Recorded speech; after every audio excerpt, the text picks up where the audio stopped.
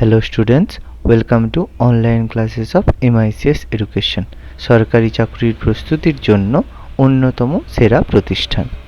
এখানে আপনারা WBCS, railway, PSC, SSC, school service commission, defence এবং অন্যান্য যে কোনো ধরনের রাজ্য সরকারের এবং কেন্দ্রীয় সরকারের চাকরির জন্য প্রস্তুতি নিতে পারেন ইংরেজি এবং বাংলা উভয় মাধ্যমেই। অভিজ্ঞ শিক্ষকের দ্বারা প্রশিক্ষণ দেওয়া হয়। এছাড়া প্রতি সপ্তাহে অনলাইন মক টেস্ট এবং প্রতি মাসে মাসিক মক টেস্টের মাধ্যমে আমরা ছাত্রদের সার্বিক মূল্যায়ন করে থাকি।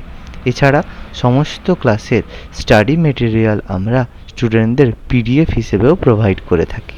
সমস্ত লাইভ ক্লাসের রেকর্ডিং দেওয়া হয়। তাহলে আজকেই যোগাযোগ করুন আমাদের সাথে নিচে দেওয়া নাম্বারগুলিতে এবং সরকারি চাকরির প্রস্তুতির জন্য নিজেকে আরেক ধাপ এগিয়ে নিয়ে যান। ধন্যবাদ। তো দেখো, আমরা মোটামুটি আমাদের আগের ক্লাসে মহাবিদ্রোহ, উপজাতি বিদ্রোহের এমসিকিউ হয়ে গেছিল। আজকে আমাদের যেটা শুরু হবে, আমরা ইন্ডিয়ান ন্যাশনাল মুভমেন্টের মধ্যে একটা খুবই ইম্পর্টেন্ট জায়গার মধ্যে ঢুকছি। সেটা হচ্ছে ঔপনিবেশিক আমলে ভারতে যে সমাজ সংস্কার আন্দোলনগুলো হয়েছিল সেগুলো সম্পর্কে আমাদের জানতে হবে। যে ঔপনিবেশিক আমল বলতে বলা হচ্ছে যখন ভারতে 1800 মানে আমাদের 1757 পরে কি হয়েছিল, 1757 পরে পলাশির যুদ্ধের পরে, এবার 1858 যেটা আমাদের মহাবিদ্রোহ। তো এই টাইমটা এবং এর মাঝামাঝি টাইমের মধ্যে, অর্থাৎ আমাদের উপনিবেশিক ভারতে যে বিভিন্ন জায়গায় সমাজ সংস্কার আন্দোলন হয়েছিল তার বিভিন্ন কজ ছিল, বিভিন্ন কারণে এই সমাজ সংস্কার আন্দোলনের উদ্ভব হয়েছিল। যেমন আমরা মনে করো প্রতিবাদী ধর্ম আন্দোলন যখন পড়ছিলাম তখন বলেছিলাম যে প্রতিবাদী ধর্মর আন্দোলনের উত্থানের পেছনে কারণ ছিল কি, যে বৈদিক যুগে যারা মানে এরা রয়েছে তোমার ব্রাহ্মণরা রয়েছে, তাদের আচার সর্বস্বতার কারণে বা বিভিন্ন কুসংস্কারের কারণে এই প্রতিবাদী ধর্মগুলোর উদ্ভব হয়েছিল। অর্থাৎ একটা প্রয়োজনীয়তা সমাজে কিন্তু দেখা দিয়েছিল। সেম ভাবে ভারতে সমাজ সংস্কার আন্দোলনের পেছনে উদ্দেশ্যও ছিল, মানে তৈরির পিছনেও কিন্তু বিভিন্ন কারণ ছিল। তো তার পটভূমি সম্পর্কে আমরা বলতে পারি যে আধুনিক ভারতে পাশ্চাত্য শিক্ষা এবং প্রাচীন ভারতের আদর্শের মেলবন্ধনে ভারতে সমাজ সংস্কার আন্দোলন গড়ে ওঠে। পাশ্চাত্য শিক্ষা বলতে আমরা যেটাকে ইংরেজি এডুকেশন বলি, ইংরেজি ভাষায় যে শিক্ষা, ওয়েস্টার্ন কালচার বলে থাকি, তাকে আমরা পাশ্চাত্য শিক্ষা বলি। আর প্রাচ্য শিল্প বলতে আমাদের ইন্ডিয়া, চীন, জাপান এইসব জায়গায় যে কালচারটা আমরা দেখতে পাই সেটাকে আমরা প্রাচ্য শিক্ষা বলে থাকি। তো এই প্রাচ্য এবং পাশ্চাত্য শিক্ষার মেলবন্ধন থেকেই ভারতে সমাজ সংস্কার গড়ে উঠেছিল। এবং এখান থেকেই দেখো ইংরেজি শিক্ষিত মধ্যবিত্ত সম্প্রদায়ের উদ্ভব হয়েছিল। কি হয়, 1844 সালে আমরা জানি ভারতের যে গভর্নর জেনারেল ছিল লর্ড হার্ডিচ, তিনি ঘোষণা করেছিলেন যে, প্রথম লর্ড হার্ডিচের কথা বলা হয়েছে, তিনি ঘোষণা করেছিলেন যে ইংরেজি শিক্ষাকে ভারতীয় সরকারি চাকরিতে অগ্রাধিকার দেওয়া হবে। যেটা আমাদের এডুকেশন চ্যাপ্টারটা আমি তোমাদের এখনো পড়াইনি, ইচ্ছে করে আমি জিনিসটা ছেড়েছি, কারণ এডুকেশন চ্যাপ্টারটা পড়াতে গেলে আমাদের মডার্নের সাথেও মিক্স আপ হয়ে যাবে। এই জন্য এই চ্যাপ্টারটা আমি তোমাদের কয়েকদিন পরে পড়াবো, তাহলে আমাদের সুবিধা হবে। ওখানে আমরা দেখব যে ইংরেজি শিক্ষাকে সরকারি চাকরিতে অগ্রাধিকার দেওয়ার কারণে কি হয়েছিল, ভারতের সমাজে যারা মিডিল ক্লাস বা মধ্যবিত্ত সম্প্রদায় রয়েছে, বিশেষ করে বাঙালিরা ইংরেজি শিক্ষার প্রতি প্রবল আগ্রহ দেখা দেয়। প্রথমের দিকে মনে করো যে প্রথমের দিকে যারা মুসলিম ছিল তারা কিন্তু ইংরেজি শিক্ষার প্রতি সেভাবে আগ্রহ দেখায়নি। তার কারণ ছিল, কারণ কি, মানে মুসলিমরা কি করতো, মনে করতো যে ইংরেজরা ভারতে এসে ভারতকে বিভিন্নভাবে কলঙ্কিত করেছে, এই কারণে তারা ইংরেজদের শিক্ষাকে অনেকটাই ডিনাই করেছে। পরবর্তীকালে যখন সৈয়দ আহমেদ খান আলিগড় মুভমেন্টের মাধ্যমে তিনি ইংরেজদের কি করেন, ইংরেজি শিক্ষায় শিক্ষিত করার উদ্যোগ নিয়ে থাকেন। ওকে, যেটা আমরা মনে করো পড়েছিলাম যে মহাবিদ্রোহের আগে, যে দার উল সাফাকে দার উল ইসলামে পরিণত করার চেষ্টা করেন। মানে বলা হয় যে ইসলাম যারা ছিল বা মুসলিম যারা ছিল তারা কি করে, তারা পীর পগম্বর বলতে বলা হয় যারা আমাদের যেমন এই সাধু সন্ন্যাসীরা থাকে, সেরকম মুসলিম ধর্মে যে পীর পগম্বর থাকে তারা কি করেছিল, মুসলিম ধর্মকে বিভিন্নভাবে কলঙ্কিত করেছিল, অর্থাৎ তাদের কাছ থেকে ইসলাম ধর্ম বা মুসলিম ধর্মকে সরিয়ে স্যার কোরআন নির্ধারিত পথে বলো বলো। দারুল সাফা মানে স্যার এই শত্রুর দেশ এরকম কিছু না, অ্যাকচুয়ালি দেখো আমি বলে দিচ্ছি, দুটো ছিল, যেটাকে বলা হয় দার উল সাফা। দার উল সাফা মানে বলা হয় যে পীর পগম্বর যারা রয়েছে তারা এক ধরনের বলে, মনে করো আমাদের কি হয়, বলা হয় ঠাকুর মশাই বলে এই তুমি যদি এটা না করো তাহলে পরের জন্মে তুমি তোমার পাপ হবে। তাহলে সেখানে তুমি কি আদৌ জানো যে এটা আমাদের ধর্মতে বলেছে কিনা, যে তুমি যদি জুতো পরে পুজো করো তোমার পাপ হবে? এটা কি আমরা জানি? এটা আমরা জানি না, এটা জাস্ট আমরা কি আমাদের ঠাকুর মশাই বলে দিয়েছে মানে এটাই সত্য। কিন্তু মুসলিম ধর্মে এরকম সেম ব্যাপার, তাদের যে মৌলবীরা রয়েছে বা যারা পীর পগম্বর রয়েছে তারা বলছে যে তুমি যদি মানে মোটামুটি ইসলাম ধর্মে বলে দিল যে তুমি যদি হচ্ছে আহ এই মাংস খেয়ে থাকো তাহলে তোমার ধর্ম ভ্রষ্ট হবে। তাহলে সেটা তো কোরআনে লেখা আছে, বা এই যে 3 তালাকের ব্যাপারটা, যদি তুমি 3 তালাক করে থাকো তাহলে হচ্ছে তুমি হবে, আর তুমি যদি না করো তাহলে তোমার খারাপ হবে। তাহলে সেটা তো কোরআনে লেখা আছে কিনা বাকিরা তো ভেরিফাই করছে না। তাহলে সেক্ষেত্রে আমরা ইসলাম ধর্ম বলো বা হিন্দু ধর্ম বলো, সেটাকে আমরা নিজের মতো করে যেসব মৌলবীরা রয়েছে বা আমাদের মানে ব্রাহ্মণরা রয়েছে তারা একরকম ভাবে মডিফাই করছে, সেটাকেই বলা হচ্ছে দার উল সাফা।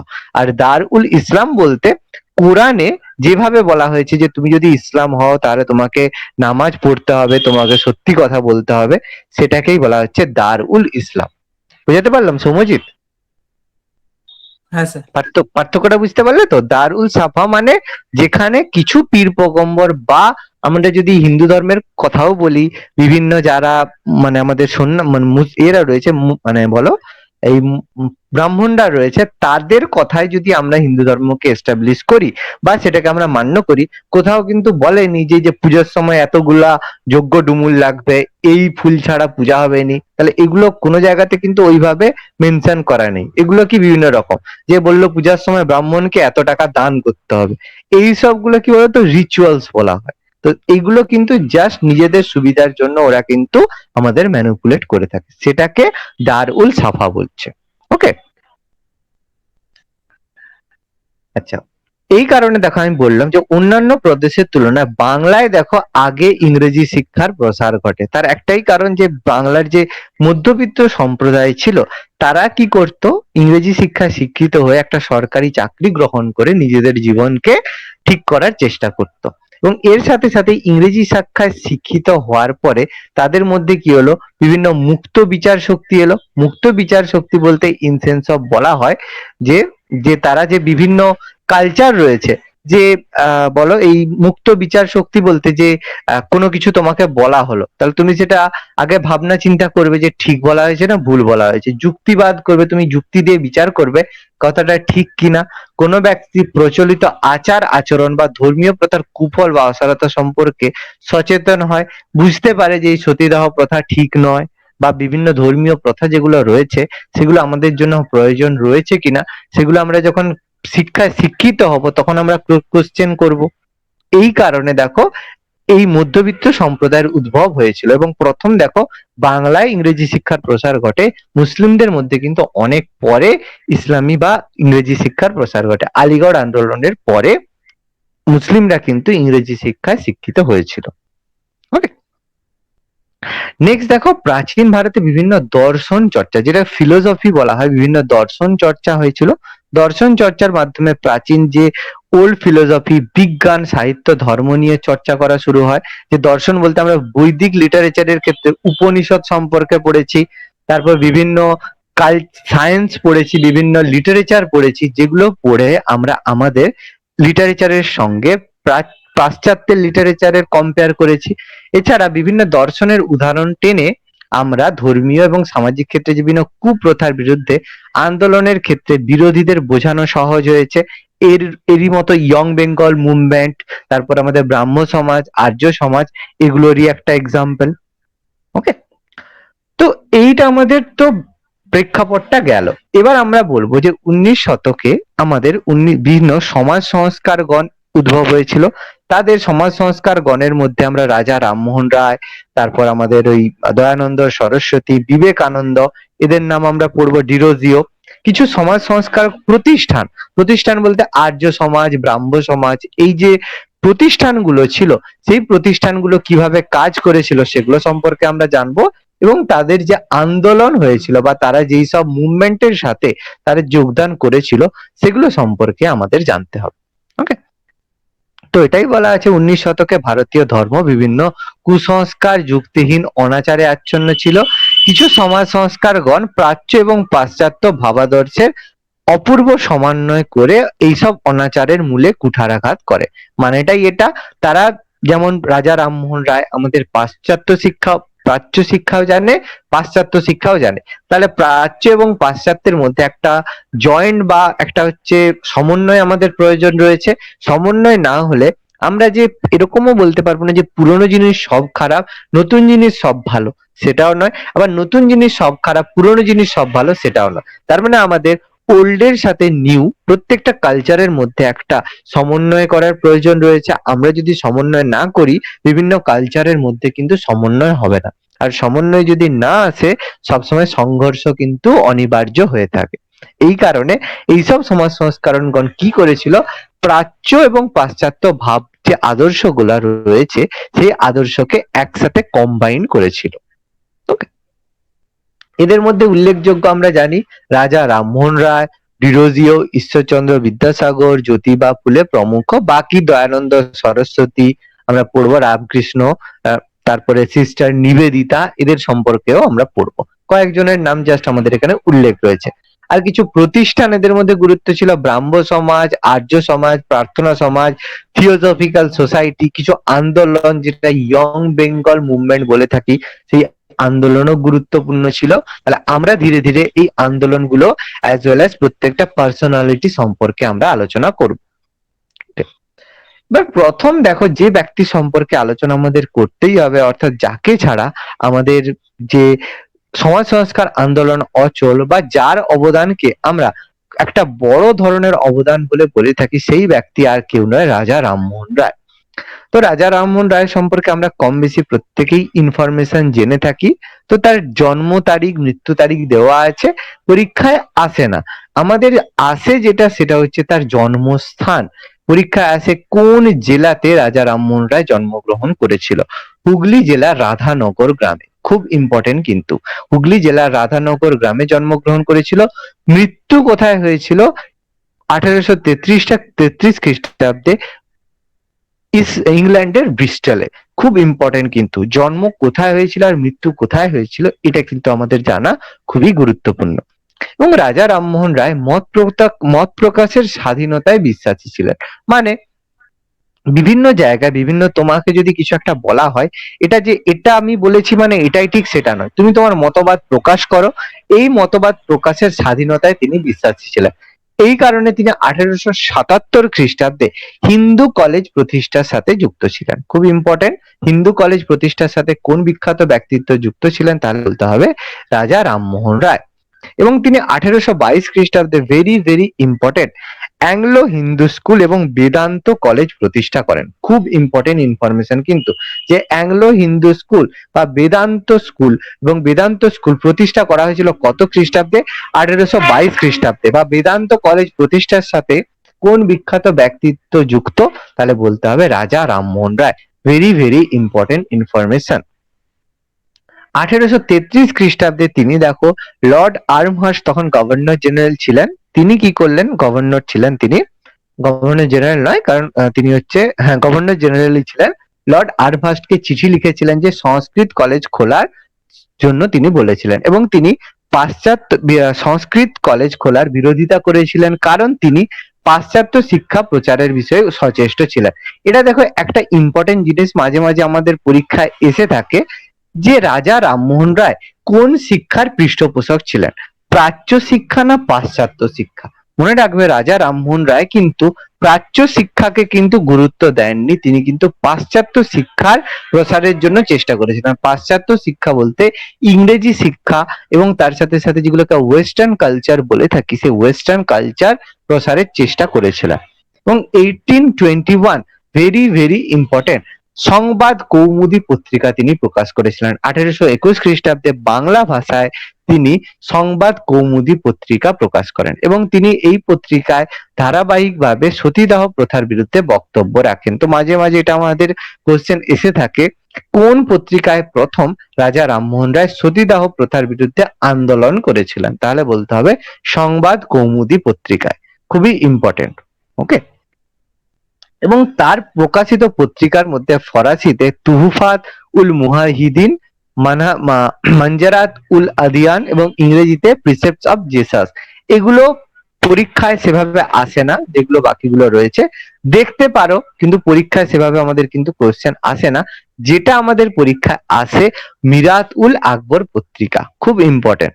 সালটা এতটা ইম্পর্টেন্ট না হলেও আমাদের মিরাত উল আকবর পত্রিকা কে প্রকাশ করতেন এবং কোন ভাষাতে প্রকাশ করতেন খুব ইম্পর্টেন্ট কিন্তু, যেটা হচ্ছে ফার্সি ভাষা, যেটা হচ্ছে ফরাসি নয়, এটা হচ্ছে ফার্সি হবে। ফার্সি ভাষাতে ফার্সি ভাষাতে তিনি মিরাত উল আকবর পত্রিকা প্রকাশ করতেন। ভেরি ভেরি ইম্পর্টেন্ট, এটা কিন্তু আমাদের এমসিকিউ তে খুব গুরুত্বপূর্ণ। মিরাত উল আকবর পত্রিকা প্রকাশ করতেন কে? রাজা রামমোহন রায়। কোন ভাষাতে? ফার্সি ভাষায় তিনি প্রকাশ করতেন। এছাড়া 1829 খ্রিস্টাব্দে তিনি রামমোহন রায়ের অনুপ্রেরণায় দ্বারকানাথ ঠাকুর বঙ্গদূত পত্রিকা প্রকাশ করেছিলেন এবং এর প্রথম সম্পাদক ছিলেন নীলরতন হালদার। খুব ইম্পর্টেন্ট যে এই বঙ্গদূত পত্রিকার প্রথম সম্পাদক কে ছিলেন? নীলরতন হালদার। খুব ইম্পর্টেন্ট ইনফরমেশন। বঙ্গদূত পত্রিকার প্রথম সম্পাদক ছিলেন নীলরতন হালদার। ওকে, এছাড়া তিনি ভেরি ভেরি ইম্পর্টেন্ট 1815 খ্রিস্টাব্দে আত্মীয় সভা প্রতিষ্ঠা করেন। দেখো আমাদের রাজা রামমোহন রায় কিন্তু একটা খুবই ইম্পর্টেন্ট জায়গা, খুবই ইম্পর্টেন্ট জায়গা কিন্তু রাজা রামমোহন রায়। ওকে, এবং তিনি আত্মীয় সভা প্রতিষ্ঠা করেন 1815 খ্রিস্টাব্দে। এছাড়া তিনি সতীদাহ প্রথা, হিন্দু পৌত্তলিকতা, পৌত্তলিকতা বলতে আমাদের বলা হয় যে মূর্তি পূজাকে বলা হয় পৌত্তলিকতা, সেই মূর্তি পূজার বিরুদ্ধে তিনি আন্দোলন করেছিলেন এবং তার আন্দোলনের ফলে 1829 খ্রিস্টাব্দে, খুবই ইম্পর্টেন্ট দেখো, 1829 খ্রিস্টাব্দে লর্ড উইলিয়াম বেন্টিক, খুবই ইম্পর্টেন্ট দেখো, Lord William Bentinck 17 number regulation আইন, ভেরি ভেরি ভেরি ইম্পর্টেন্ট। কোন আইনের মাধ্যমে সতীদাহ প্রথাকে নিষিদ্ধ করা হয়? আমাদের কিন্তু very very important information. 17 number regulation আইনের মাধ্যমে 1829 খ্রিস্টাব্দে লর্ড উইলিয়াম বেন্টিক সতীদাহ প্রথা নিষিদ্ধ করেন। ভেরি ভেরি ইম্পর্টেন্ট ইনফরমেশন কিন্তু। কত খ্রিস্টাব্দে হয় এবং কোন আইনের মাধ্যমে হয়? খুব ইম্পর্টেন্ট ইনফরমেশন। 1829 খ্রিস্টাব্দে তৎকালীন আমাদের governor general Lord William Bentinck কি করলেন? 17 নম্বর রেগুলেশন আইন জারি করার মাধ্যমে সতীদাহ প্রথাকে নিষিদ্ধ করেন। আরেকটা রাজা রামমোহন রায়ের সবচেয়ে গুরুত্বপূর্ণ কাজের মধ্যে একটা, 1828 খ্রিস্টাব্দে তিনি ব্রাহ্ম সভা প্রতিষ্ঠা করেন এবং ব্রাহ্ম সভাকে বড় করে তিনি 1833 খ্রিস্টাব্দে ব্রাহ্ম সমাজে পরিণত করেন। এই যে ব্রাহ্ম সভা আর ব্রাহ্ম সমাজের মধ্যে দুটো কিন্তু একই সংস্থা। প্রথমে যেটা ব্রাহ্ম সভা ছিল সেটা পরবর্তীকালে ব্রাহ্ম সমাজে পরিণত হয়, মানে যখন সেটা ছোট অবস্থায় ছিল ব্রাহ্ম সভা ছিল, বড় হতে ব্রাহ্ম সমাজ। দুটো যেন গুলিয়ে না যায়, ব্রাহ্ম সভা 1828, ব্রাহ্ম সমাজ 1830। কিন্তু যদি পরীক্ষায় কোশ্চেন দেয় ব্রাহ্ম সমাজ কবে প্রতিষ্ঠা হয়েছিল, অপশনে 1830 নেই, 1828 আছে, তখন আমরা 1828 করতে পারি। বা অপশন ব্রাহ্ম সভা কবে গঠিত হয়েছিল, অপশনে 1828 নেই, 1830 আছে, তখনও কিন্তু আমরা 1830 করতে পারি। যেহেতু একটাই সংস্থা, পরে নাম পরিবর্তন করা হয়েছে, এই কারণে আমরা এটা করতে পারি। কিন্তু যদি অপশন দিয়ে দেয় তখন আমাকে কিন্তু পার্টিকুলার অ্যান্সারটাই করতে হবে।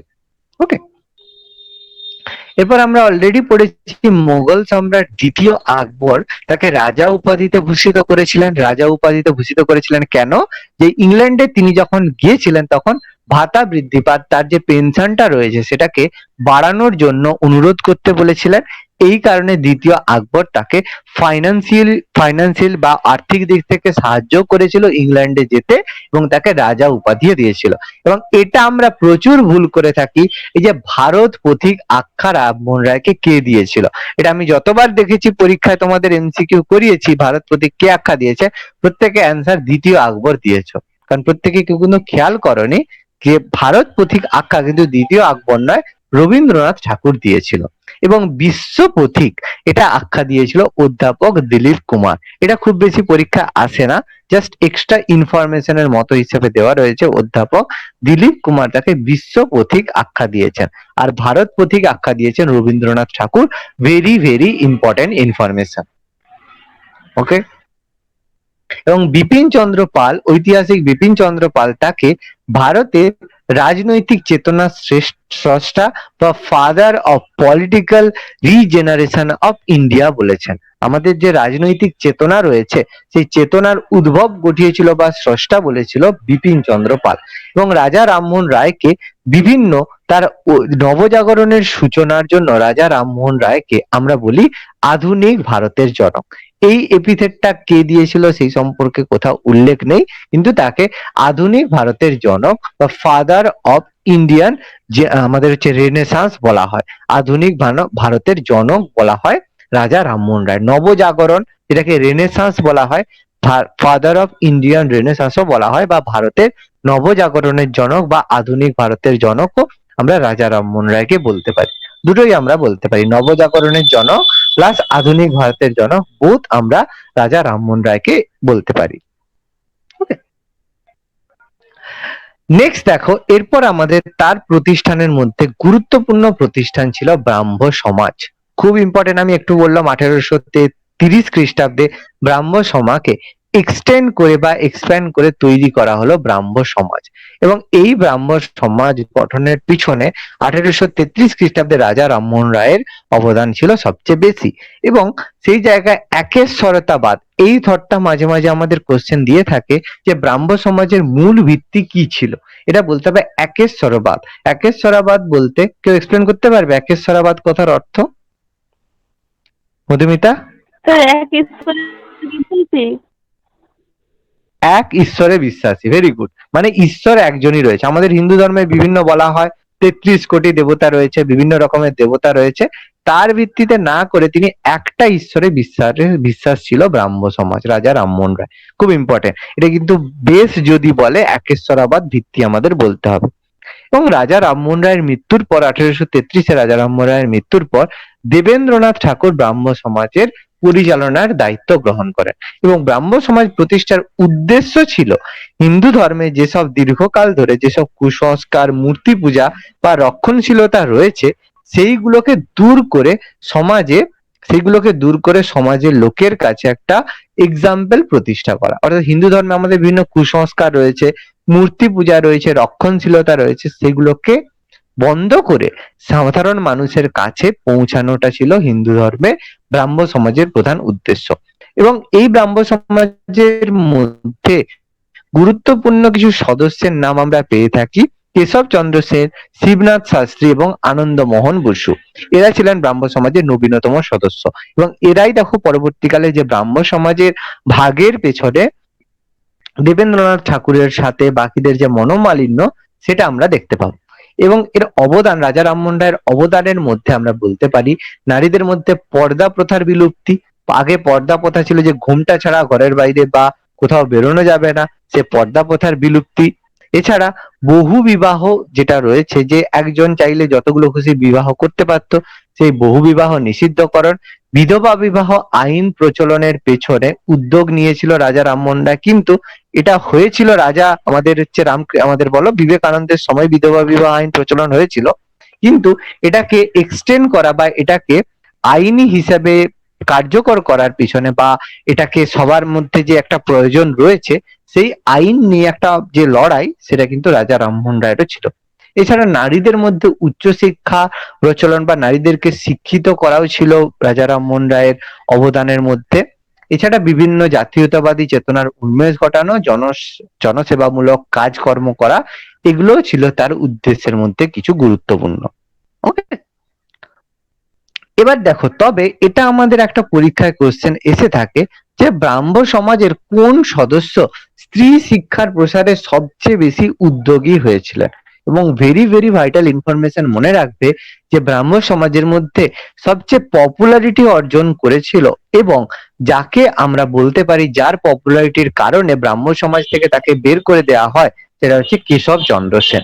এই কেশব চন্দ্র সেন স্ত্রী শিক্ষার প্রসার এবং অস্পৃশ্যতা অবলুপ্তির বিষয়ে বিশেষ উদ্যোগ নিয়েছিলেন। তবে বাকিগুলো অতটা জানতে চায় না, কিন্তু স্ত্রী শিক্ষার প্রসারটা আমাদের পরীক্ষার ক্ষেত্রে বা আমাদের এমসিকিউতে এসে থাকে, যে স্ত্রী শিক্ষার প্রসারে ব্রাহ্ম সমাজের কোন সদস্যের ভূমিকা সবচেয়ে গুরুত্বপূর্ণ ছিল, সেটা বলতে হবে কেশব চন্দ্র সেন। এবং কেশব চন্দ্র সেন দেখো নেতৃত্বে ব্রাহ্ম সমাজে বাল্য বিবাহ, বহু বিবাহ রদ করা হয়েছিল এবং অসবর্ণ বিবাহ, আচ্ছা অসবর্ণ বিবাহ বলতে কি বলা হচ্ছে, অসবর্ণ বিবাহ প্রচলন বলতে কি বলা হচ্ছে, অসবর্ণ বিবাহ অন্য একদম, কাস্ট যেটাকে ইন্টারকাস্ট অন্য- ম্যারেজ বলা হয়। ওকে, যে ইন্টারকাস্ট ম্যারেজ বলা হয়, মানে দুটো অন্য জাতির মধ্যে বিবাহ, মানে যে এই যে অনুলোম প্রতিলোম বিবাহ আমরা পড়েছিলাম বৈদিক যুগে, সেই অনুলোম প্রতিলোম বিবাহের কথাই বলা হচ্ছে।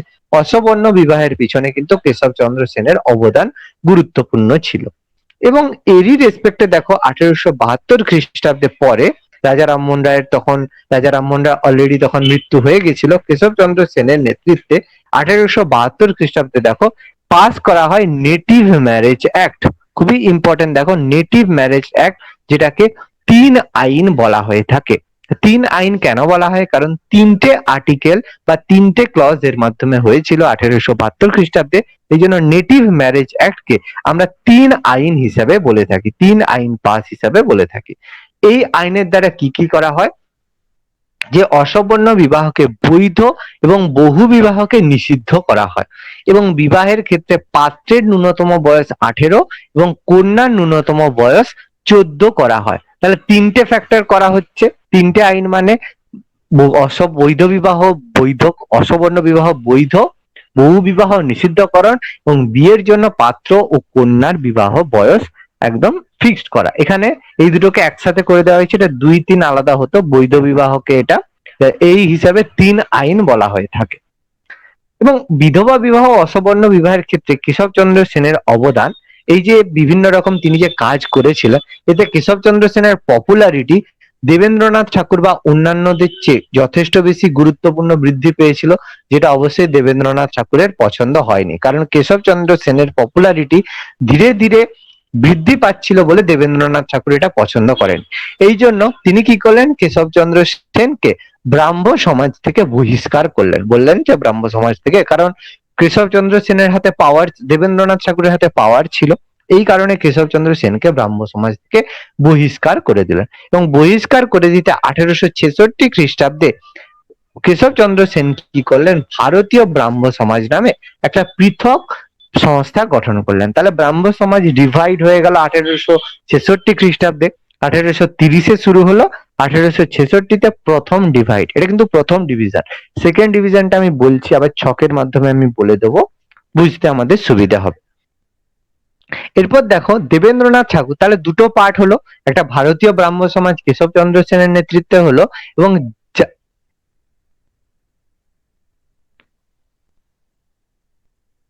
এবং যারা দেবেন্দ্রনাথ ঠাকুরের নেতৃত্বে আদি ব্রাহ্ম সমাজ প্রতিষ্ঠা হলো। আদি ব্রাহ্ম সমাজ যেটা অলরেডি ছিল, সেই ব্রাহ্ম সমাজটা রইলো। তাহলে আদি ব্রাহ্ম সমাজ যেটা হয়েছে সেটা, তাহলে দুটো পার্ট হলো, 1866 খ্রিস্টাব্দে কেশবচন্দ্র সেনের নেতৃত্বে হলো ভারতীয় ব্রাহ্ম সমাজ, আর দেবেন্দ্রনাথ ঠাকুরের নেতৃত্বে আদি ব্রাহ্ম সমাজ।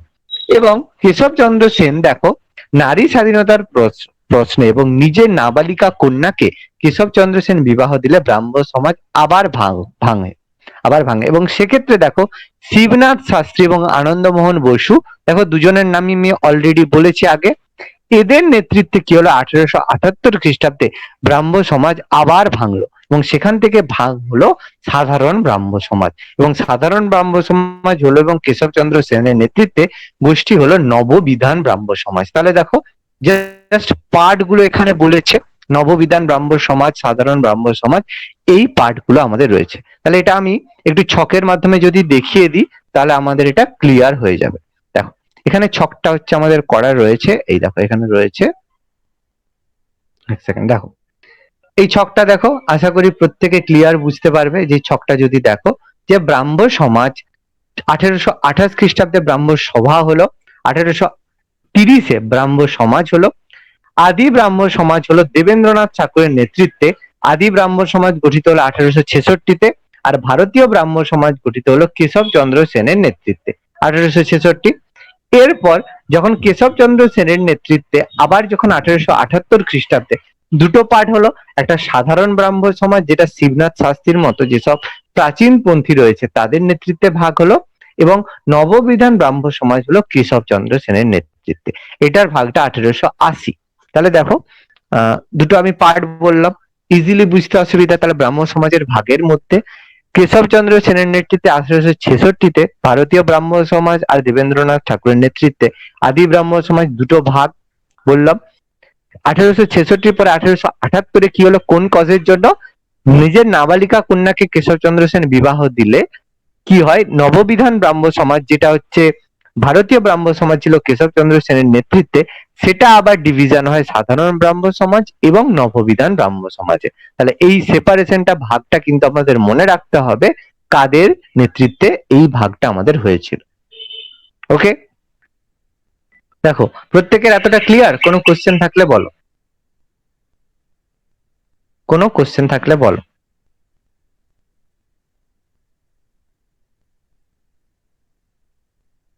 হ্যাঁ স্যার, ক্লিয়ার। এবার ওকে, এবার দেখো ব্রাহ্ম সমাজের পরে আমাদের কিছু কিছু ইম্পর্টেন্ট ইনফরমেশন আছে ব্রাহ্ম সমাজের সাথে।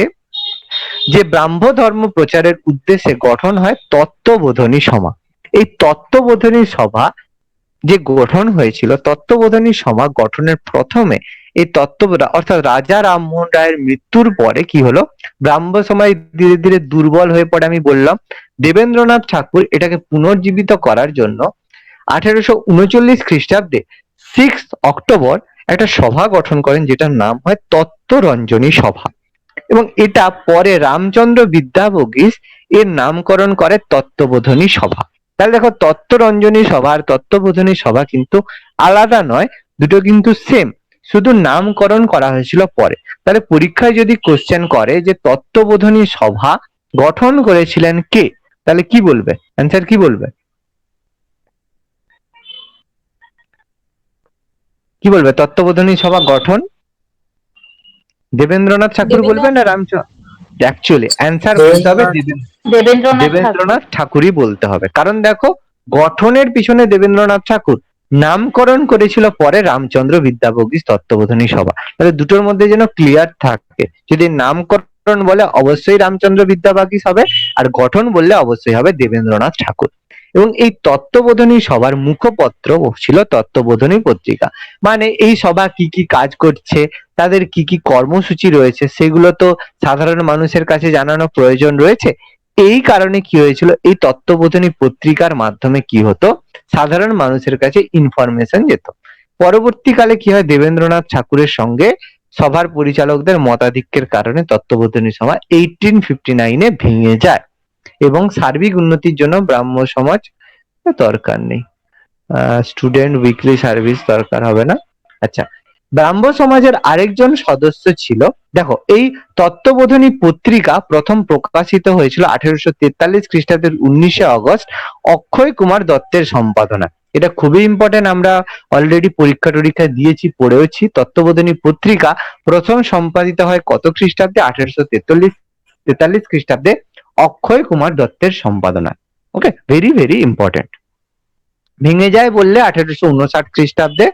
এবং ব্রাহ্ম সমাজের আরেক সদস্য ছিল কৃষ্ণ কুমার মিত্র, খুবই ইম্পর্টেন্ট একটা ইনফরমেশন। কৃষ্ণ কুমার মিত্র তিনি 1884 খ্রিস্টাব্দে সঞ্জীবনী নামক একটা পত্রিকা প্রকাশ করেন, এবং এই সঞ্জীবনী পত্রিকা ভারতের যে সমাজ, মানে ভারতের যে আন্দোলন, বিভিন্ন আন্দোলনের পেছনে এই সঞ্জীবনী পত্রিকার বা জাতীয়তাবাদ উন্মেষের পেছনে এই সঞ্জীবনী পত্রিকার অবদান কিন্তু খুবই গুরুত্বপূর্ণ ছিল। মাঝে মাঝে এটা আমাদের এসে থাকে যে সঞ্জীবনী পত্রিকাটা ছিল, এটা কি ছিল, মাসিক পত্রিকা ছিল না সাপ্তাহিক ছিল না পাক্ষিক পত্রিকা ছিল? পাক্ষিক মানে যেটা মাসে দুটো করে বেড়ায়, এক পক্ষে। মনে রাখবে সঞ্জীবনী পত্রিকা একটা সাপ্তাহিক পত্রিকা ছিল। এবং এরই রেসপেক্টে দেখো রামকুমার বিদ্যারত্ন তিনি কুলি কাহিনী নামে একটা বুক লিখেছিলেন। কুলি কাহিনী বলে একটা বুক লিখেছিলেন, মাঝে মাঝে এটা সেভাবে আসে না, কখনো কোশ্চেন আমি দেখতে পাইনি। যে কুলি কাহিনী যদি রাইটার বলে তাহলে বলতে হবে রামকুমার বিদ্যারত্ন।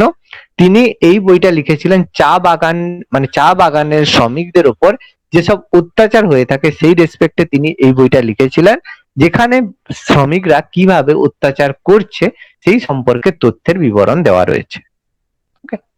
এখানে দেখো রাজা রামমোহন রায়ের ব্রাহ্মণ সমাজ সম্পর্কে আমরা দেখো প্রচুর ইনফরমেশন পড়লাম।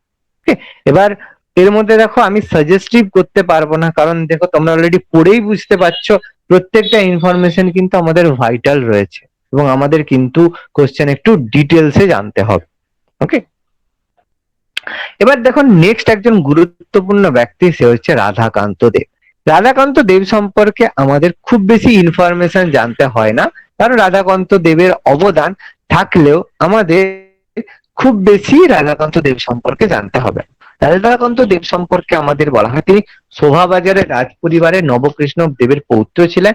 শুধু পড়তে হয় রাধাকান্ত দেব সম্পর্কে কি, শব্দকল্পদ্রুম নামে তিনি একটা সংস্কৃত ভাষায় অভিধান বা ডিকশনারি রচনা করেছিলেন। ওকে, এটাই আমাদের জানতে হবে যে শব্দকল্পদ্রুম নামে 8টা খণ্ড রয়েছে, সংস্কৃত ভাষার অভিধান বা ডিকশনারি তিনি রচনা করেছিলেন। এবং 1822 খ্রিস্টাব্দে 1820 তিনি কি করেছিলেন, গৌরমোহন বিদ্যালঙ্কের সাহায্যে স্ত্রী শিক্ষা বিধায়ক নামে একটা বই রচনা করেছিলেন। এটা জেনারেলি আসে না কোনো জায়গায়, আমি এখনো পর্যন্ত কোশ্চেন বা মকে টকে কোনো জায়গাতে আমি কোশ্চেন পাইনি, তবে যদি দিয়ে থাকে তাহলে আমাদের একটু সেফ ভাবে পড়তে হবে, সেই জন্য আমি বলেছি। এবং এই বইতে নারী জাতিকে শিক্ষা করা উঁচু শ্রেণীর হিন্দুদের কর্তব্য বলে বলা আছে। তিনি সতীদাহ প্রথা উচ্ছেদের বিরোধিতা করেছিলেন এবং সব থেকে ইম্পর্টেন্ট রাধাকান্ত দেব সম্পর্কে মনে রাখা, 1838 খ্রিস্টাব্দে বেঙ্গল ল্যান্ড হোল্ডার সোসাইটি গঠনের পেছনে প্রধান কারিগর ছিল রাধাকান্ত দেব। আচ্ছা, এটাকে বাংলায় কি বলা হয় বলতো? Bengal land holding. বাংলাটা বলে দিলে সবাই উত্তর বলে দেবে, কিন্তু এটার বাংলাটা কি? ভারত সভা। একদম না, নয়, জমিদার জমিদার কি সভা। একটা ছিল। জমিদার হ্যাঁ। সভা, জমিদার সভা। ভারত সভা তো আলাদা, ইন্ডিয়ান অ্যাসোসিয়েশন সেটা, ভারত সভা। আচ্ছা, ভারত সভার সঙ্গে কোন বিখ্যাত ব্যক্তিত্বের নাম জড়িত আছে বা গঠন করেছিল কে? ভারত সভা, দেবেন্দ্রনাথ ঠাকুর। ভারত সভা কে? দেখি কার মনে আছে। দেবেন্দ্রনাথ গোখলে না এস এন ব্যানার্জি? দেবেন্দ্রনাথ ঠাকুর তো। ও, এস.এন. ব্যানার্জি। হ্যাঁ। তাহলে দাঁড়াও আমি দেখিয়ে দিচ্ছি। ভারত সভা সব গুলিয়ে গেছে। ভারত সভা ফাউন্ডেড বাই, দেখো দেখিয়েই দিচ্ছি, কোথায় গেল? হু ফাউন্ডেড দ্য ভারত সভা হয়ে, এটা নবজীবন নয়, সুরেন্দ্রনাথ এস এন ব্যানার্জি, একদম 1876 এটা হচ্ছে ভারত সভা 1876, ঠিক আছে। আচ্ছা, এটা নবজীবন ভারত সভা এসে গেছে, এটা নয়, এমনি অরিজিনালি এটা হচ্ছে এস এন ব্যানার্জি। আচ্ছা, একটু বলতো কবে, একটু দেখি কার মনে আছে কতটা, এই ভারত সভা লোপ পেয়েছিল বা ভারত সভা কোন সংগঠনের সাথে যুক্ত হয়েছিল, কত খ্রিস্টাব্দে বলতে পারবে? মনে করো তো দেখি কার মনে আছে।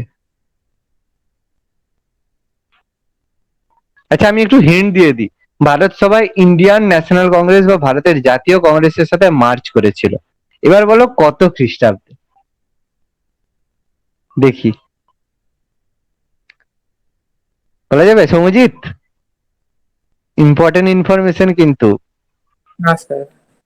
মমিতা, মনে আসছে না? দেখো মনে করো, দেখো সেকেন্ড সেশন কবে হয়েছিল? 1800। দ্বিতীয় অধিবেশন কবে, কত খ্রিস্টাব্দে? 1886। 1886।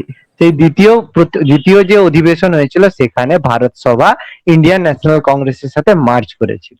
ওকে, মনে রাখবে, আমরা পড়বো, যদিও অবশ্যই পড়বো, আমি এখানে বলে দিলাম। এবং এই বেঙ্গল ল্যান্ড হোল্ডার সোসাইটি বা জমিদার সমিতিকে ভারতের প্রথম উল্লেখযোগ্য রাজনৈতিক সংগঠন বলা হয়। আমাদের নেক্সট চ্যাপ্টার আছে যে এই রাজনৈতিক সংগঠনগুলা কোথায় গঠন হয়েছিল, কবে গঠন হয়েছিল, কার অবদান ছিল, সেগুলো আমাদের অবশ্যই পড়তে হবে। রাধাকান্ত দেব দেখা একদম ছোট্ট টপিক।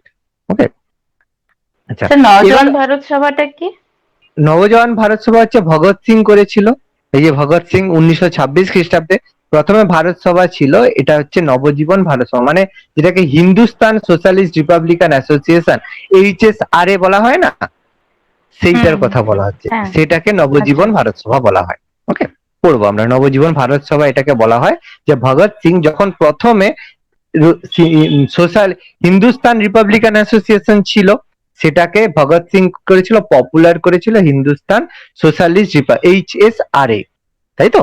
সেটার কথা বলা হচ্ছে, সেটা নবজীবন ভারত সভা নামে পরিচিত। এটা কিন্তু আলাদা, নামটা সেইভাবে বলা হচ্ছে কিন্তু ভারত সভার মতো নয়। ওকে, আমরা পড়বো, ওয়েট করো, আমরা অবশ্যই পড়বো। আচ্ছা, নেক্সট দেখো ডিরোজিও। এরপর আমাদের পড়তে হবে ডিরোজিও সম্পর্কে। ওকে, ডিরোজিও এশিয়াটিক সোসাইটি, এতটাই আমরা আজকে পড়ে নেব। এতটা আমাদের আজকে হলেই মোটামুটি হয়ে যাবে, পরের দিন আমরা তারপরে আবার কন্টিনিউ করব। দেখো ডিরোজিও, দেখো ডিরোজিও পড়তে গেলে আমাদের ডিরোজিওর মানে জন্ম মৃত্যু দিয়েছে, দরকার নেই, কখনো এইসব পড়ে না। অ্যাংলো ইন্ডিয়ান পরিবারে জন্মগ্রহণ করতে, অসুবিধা নেই, পড়তে হবে না। পড়তে হবে যেগুলো হচ্ছে তার লেখা বিখ্যাত রচনা বা তার লেখা বইয়ের নাম আমাদের পড়তে হবে। To India my native land, খুব ইম্পর্টেন্ট। তার লেখা বিখ্যাত বই আর দ্য ফকির অফ জাহাঙ্গীরা, এই দুটো বই কিন্তু আমাদের পড়তে হবে। তার লেখা বিখ্যাত বই to India my native land, এটা প্রচুর ইম্পর্টেন্ট, প্রচুর বার পরীক্ষা আসে। দ্য ফকির অফ জাগারিয়া, যেটা হচ্ছে জাঙ্গিরা বলা হয়, এটা অতটা আসে না। এবং ভেরি ভেরি ইম্পর্টেন্ট, আমরা জানি যে ডিরোজিওর যেসব অনুগামী তাদেরকে আমরা ডিরোজিয়ান বা ইয়ং বেঙ্গল বলা হয়। এবং ডিরোজিওর যে অনুপ্রেরণার উৎস ছিল টমাস পেইনের লেখা Age of Reason book. Age of Reason একটা বুক রয়েছে, যেটা ডিরোজিয়ানদের দার্শনিক চেতনার প্রধান উদ্দেশ্য প্রেরণার উদ্দেশ্য ছিল, মানে যেটা তাদের উদ্বুদ্ধ করেছিল ভারতের এই মুভমেন্টটাকে করার জন্য। এবং অবশ্যই তরুণ ডিরোজিওর যেসব তরুণ অধ্যাপক, তারা যুক্তিবাদী বিজ্ঞান চেতনা গড়ে তুলেছিল, ধর্মীয় কুসংস্কারের বিরোধিতা করেছিল। দরকার নেই, গল্পের মতো। ইম্পর্টেন্ট জায়গা, 1828 খ্রিস্টাব্দে ডিরোজিও এবং তার অনুগামী যেসব ছাত্ররা রয়েছে, তারা একাডেমিক অ্যাসোসিয়েশন গঠন করেন। Very very important, academic association গঠন করা হয় কত খ্রিস্টাব্দে? বলতে হবে 1828 খ্রিস্টাব্দে ডিরোজিও এবং তার অনুগামীরা একাডেমিক অ্যাসোসিয়েশন গঠন করে। এবং এই একাডেমিক অ্যাসোসিয়েশনের সদস্য, খুব গুরুত্বপূর্ণ কিছু সদস্যের নাম আমাদের জানতে হবে, কারণ আমাদের পরীক্ষায় কোশ্চেন এসে থাকে নিচের কোন ব্যক্তি একাডেমিক বা ইয়ং বেঙ্গল মুভমেন্টের সাথে যুক্ত ছিলেন বা ছিলেন না, তখন আমাদের কিন্তু এগুলো জানতে হবে, না হলে জেনারেলি নামগুলো আমাদের জানতে হয় না। নামগুলো কি? কৃষ্ণমোহন বন্দ্যোপাধ্যায়, রামতনু লাহিড়ী, রাধানাথ সিকদার, দক্ষিণা রঞ্জন মুখোপাধ্যায়। এর মধ্যে রামতনু লাহিড়ী খুবই গুরুত্বপূর্ণ একজন সদস্য, যেটা আমাদের প্রায়ই পরীক্ষায় এসে থাকে, রামতনু লাহিড়ী। ওকে, এবং একাডেমিক অ্যাসোসিয়েশন যখন ডিরোজিও গঠন করে, তার প্রথম সভাপতি ছিল ডেভিড হেয়ার। আমরা জানি ডেভিড হেয়ার হচ্ছে সভাপতি ছিলেন, খুব ইম্পর্টেন্ট ইনফরমেশন। একাডেমিক অ্যাসোসিয়েশনের সভাপতি ছিলেন ডেভিড হেয়ার। এবং এর উদ্দেশ্য ছিল, দেখো প্রত্যেকটা এরকম সংগঠনের উদ্দেশ্যই ছিল কি? হিন্দু ধর্মের গোঁড়ামি, কুসংস্কারের বিরোধিতা করা, স্ত্রী শিক্ষা, বিধবা বিবাহ সমর্থন করা, এগুলো প্রত্যেকেরই আমাদের উদ্দেশ্যের মধ্যে পড়ে। এবং একাডেমিক অ্যাসোসিয়েশন সম্পর্কে হিন্দু পেট্রিয়ট বলেছে যে অক্সফোর্ড এবং কেমব্রিজ বিশ্ববিদ্যালয় যে ভূমিকা পালন করে, হিন্দু কলেজের ছাত্রদের নিয়ে একাডেমিক অ্যাসোসিয়েশনও সেই ভূমিকা গ্রহণ করে। এটা আমাদের পড়তে হবে যে একাডেমিক অ্যাসোসিয়েশন সম্পর্কে কোন পত্রিকাতে বলা হয়েছে। এটা আমাদের একটু ভালো করে, আমরা একটু বললাম যে একটু মেন্স লেভেলেরও তো আমাদের পড়াশোনা করতে হবে, সেই কারণে এই ইনফরমেশন গুলো কিন্তু আমাদের একটু জানতে হবে যে একাডেমিক অ্যাসোসিয়েশন সম্পর্কে মানে বলা হয়েছে কোন পত্রিকাতে, এর ট্রেস বা এর সম্পর্কে আমরা জানতে পারি, সেটা হচ্ছে হিন্দু পেট্রিয়ট পত্রিকায়। ওকে, জাস্ট এইটুকু। এবার এছাড়া ডিরোজিওর যে সদস্য ছিল, তাদের ইয়ং বেঙ্গল বা নব্য বেঙ্গল বলা হয়, তারা কিছু পত্রিকা প্রকাশ করত। তার মধ্যে পার্থেনন খুবই গুরুত্বপূর্ণ পত্রিকা, আর হিন্দু পায়োনিয়ার, যেটা আমাদের খুব বেশি পরীক্ষা এসে থাকে, পার্থেনন এবং Hindu Pioneer. Bengal Spectator, Hesperus এবং এনকোয়ার এগুলো আসে না সেভাবে, কিন্তু হিন্দু পায়োনিয়ারটা ভেরি ভেরি ইম্পর্টেন্ট। পার্থেনন এবং যে হিন্দু পায়োনিয়ার রয়েছে, এই দুটো বলে যে এই পত্রিকাগুলো কোন আন্দোলনকে রিপ্রেজেন্ট করে, প্রচুর বার কিন্তু আসে। এই পত্রিকায় বহুবিবাহ, নারী শিক্ষার বিষয়ে মতামত পড়েছে, খুব ইম্পর্টেন্ট। দেখো ডিরোজিও নিজের পত্রিকা কোন পত্রিকা দুটো নিজে সম্পাদন করতেন? সেটা হচ্ছে ক্যালকাটা লিটারারি গেজেট এবং ক্যালাইডোস্কোপ। খুব ইম্পর্টেন্ট, দুটো পত্রিকা মনে রাখবে, ক্যালকাটা লিটারারি গেজেট এবং ক্যালাইডোস্কোপ। এই ক্যালাইডোস্কোপটা কিন্তু প্রচুর আমাদের কোশ্চেন এসে থাকে। এই পত্রিকা প্রকাশ কে করতেন? আমাদের বলতে হবে হেনরি লুই ভিভিয়ান ডিরোজিও এই পত্রিকা প্রকাশ করতেন।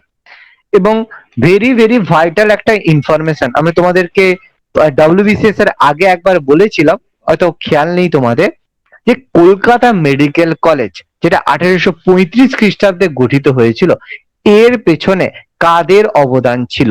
খুব ইম্পর্টেন্ট ইনফরমেশন কিন্তু। আমি কিন্তু WBCS পরীক্ষার আগে এটা একবার তোমাদের ক্লাসে বলেছিলাম যে MCQ করানোর সময়, যে কলকাতা মেডিকেল কলেজ গঠনের পেছনে প্রত্যক্ষভাবে যুক্ত ছিল ইয়ং বেঙ্গল সদস্যরা, অর্থাৎ ডিরোজিওর যে ইয়ং বেঙ্গল সদস্যের যারা মেম্বার ছিল তাদের প্রচেষ্টার ফলে কিন্তু কলকাতা মেডিকেল কলেজ স্থাপিত হয়েছিল। খুব ইম্পর্টেন্ট, মনে রাখবে। পরীক্ষা আছে কোন সংস্থাটি কলকাতা মেডিকেল কলেজ গঠনের সাথে প্রত্যক্ষভাবে যুক্ত ছিল, এবং মনে করে রাখবে যে ইয়ং বেঙ্গল সংস্থা, ডিরোজিওর নেতৃত্বে ইয়ং বেঙ্গল সদস্য কলকাতা মেডিকেল কলেজ প্রতিষ্ঠার সাথে প্রত্যক্ষভাবে যুক্ত ছিল। এবং ইয়ং বেঙ্গলের আন্দোলনকে আমরা বাংলার নবজাগরণের সর্বাপেক্ষা বিতর্কিত অধ্যায় বলে থাকি, কারণ এই সময় ব্যর্থ হওয়ার পেছনে কারণ ছিল কি, যারা যে রক্ষণশীল হিন্দু সমাজের বিরোধিতা করার ফলে সাধারণ যে আমাদের হিন্দুরা রয়েছে তারা ইয়ং বেঙ্গলকে কোনো রকম সাহায্য করেনি। এই কারণে কি হয়েছিল, ইয়ং বেঙ্গল মুভমেন্ট অনেকটাই ব্যর্থ হয়েছিল, এবং তারা বাংলা সংস্কৃতিকে হেয় করতো বলে শিক্ষিত বাঙালি সমর্থনে বাঙালি সমাজের সমর্থন পায়নি, অপোজ পেয়েছিল। এবং সাধারণ মানুষের সাথে এর যোগসূত্র না থাকায়, যেহেতু শিক্ষিতরা এটা করেছিল, সাধারণ মানুষ এটার সাথে যোগদান করেনি বলে এই আন্দোলন সেভাবে জনগণকে প্রভাবিত করতে পারেনি। ওকে, এবং অ্যাট লাস্ট যেটা আমরা বললাম সেটা হচ্ছে এশিয়াটিক সোসাইটি। এশিয়াটিক সোসাইটি আমরা অলরেডি জানি, স্যার উইলিয়াম জোন্স একটা ছোট্ট আমাদের পার্ট রয়েছে এশিয়াটিক সোসাইটি। উইলিয়াম জোন্স 1784 খ্রিস্টাব্দে কলকাতায় এশিয়াটিক সোসাইটি প্রতিষ্ঠা করেন, যার উল্লেখযোগ্য সদস্য চার্লস উইলকিন, হেম্যান এবং হোরেস উইলসন। এগুলো আমাদের পরীক্ষায় এসে থাকে, যার কোন ব্যক্তিত্ব এশিয়াটিক সোসাইটির সাথে যুক্ত ছিলেন না। তাহলে একজন বিখ্যাত কোনো পার্সোনালিটির নাম যুক্ত করে দেবে, যে বললো কে যুক্ত ছিলেন না, উইলিয়াম জোন্স, তারপর হচ্ছে উইলসন, উইলকিন, এবং আরেকটা দিয়ে দিল রাধানাথ সিকদার। তাহলে আমরা ইজিলি বলতে পারবো রাধানাথ সিকদার। তাহলে এরকম কোন একটা ফেমাস পার্সোনালিটির নাম নিশ্চয়ই বলবে, যেটা থেকে আমরা আইডেন্টিফাই করতে পারবো। ওকে, দেখো সবার এটা ক্লিয়ার, টপিক ক্লিয়ার এতটা? হ্যাঁ স্যার। হ্যাঁ স্যার। হ্যাঁ স্যার। দেখো আজকে আমরা এরপরে আর বিদ্যাসাগরটা এগোচ্ছি না, কারণ বিদ্যাসাগরটা আমাদের অনেক বড় রয়েছে, অনেকটা টাইম লাগবে। তো আজকে আমরা এতটাই করছি।